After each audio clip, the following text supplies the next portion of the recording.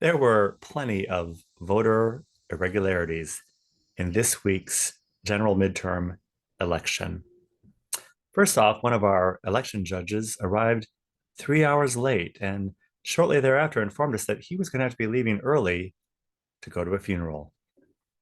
We had quite a number of voters showing up in our polling place to register to vote, even though they were not eligible to vote in our polling place. And when they were not interested in walking the few blocks to their correct polling location, they insisted on filling out a provisional ballot.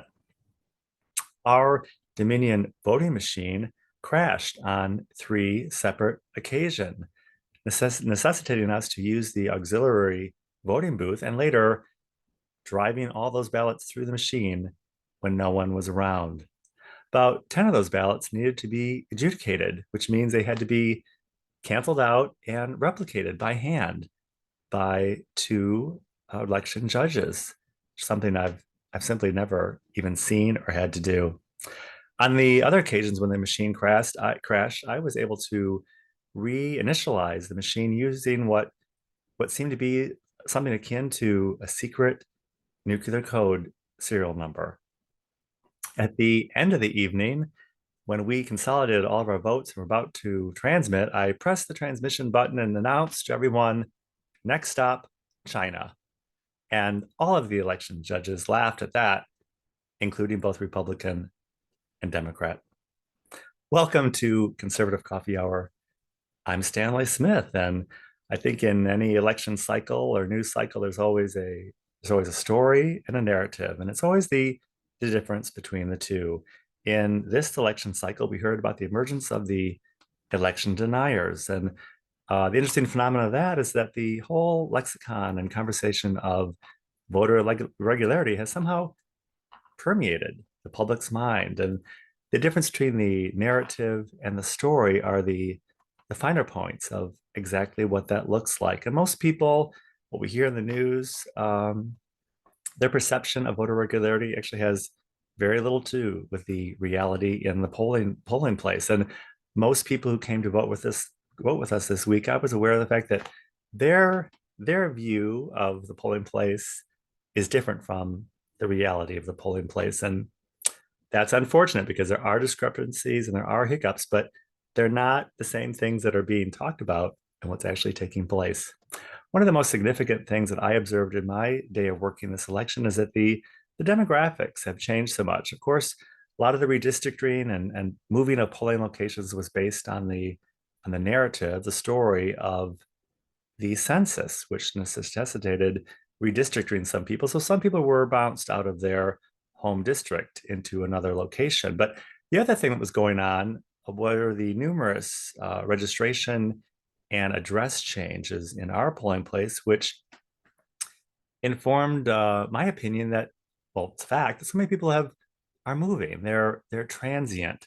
A number of our younger voters explained to us just that they move every year because they're renters and their rent goes up and they can cash in on such a better deal by simply moving, even if it's a few blocks, but it necessitates them having to re-register or find a new polling place. And that was so fascinating to me because it shows that our system, the voting system, the Board of Elections, is operating on an antiquated model. It's operating on a model of the 1950s when people got married, bought a house, and lived there for the next 30 years. And the reality of where we are today is so much different.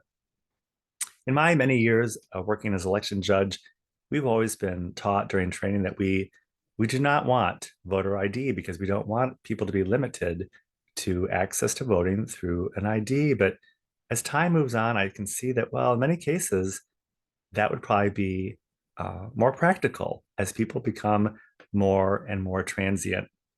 From different Zoom calls I've been on with Cam Buckner and other state senators, the idea has been floated that eventually we will not have polling places in our neighborhoods. We will have centralized locations at municipal facilities and offices, public civic offices, so that people really will not need to worry about if they're in the correct polling place because every polling place will be the correct one and they can simply bring up their information wherever they are.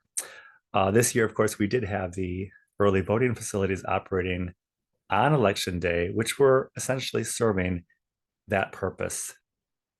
As for the outcome of this election, I think it's yet to be seen exactly how that's interpreted and how it's manifest. But I think the encouraging thing that we can all take away is just that the difference between the story and the narrative. There is an emerging story, and that story has permeated the public psyche on the Republican side and the Democrat side that there is something amiss in the voting system. It might not be what you think it is, and it might not be what we think it is, but there's something that could be done better.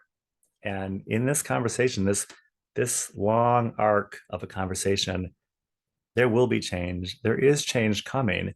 And philosophically, in this nation, we have a system that is currently dominated by one party, but it might not be obvious to us in this particular turnaround that that system is collapsing. But I think if you take a step back from the narrative and see the emerging story, you can find indeed that there are promising signs that that system is quickly coming to an end. We will continue to discuss the election this week and the consequences as well as the results. And on the Saturday call, if you would like to join us on the Saturday call, Conservative Coffee Hour is every Saturday at 10 a.m. Central Time.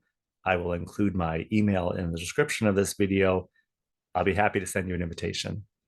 And I look forward to seeing you very, very soon.